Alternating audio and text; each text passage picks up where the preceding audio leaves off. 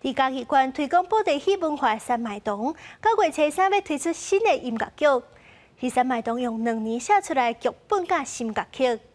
这出新作品曲共是有70多千翁仔，这对野翁仔师来讲是真大的考验。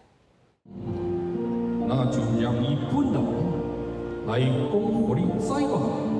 野翁仔的师傅配合口碑甲音乐演出，9月初3三麦堂要演出新的作品，即马当咧排练。有戏迷就讲，这是一年一届的演出，真侪戏迷拢真期待。不过已经买无票啊。太多戏迷想要抢票啊，就是抢无嘛啊，就其实我也抢不到啊，然后就是觉得蛮懊恼的。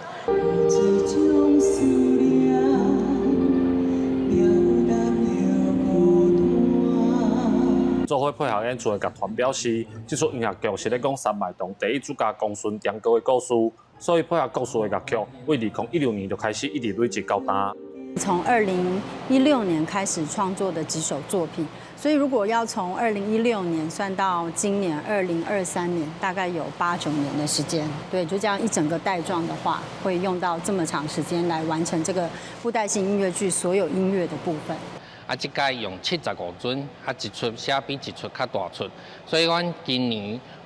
操老师，阮就请16个，这大部分拢阮家己的义工训练起来。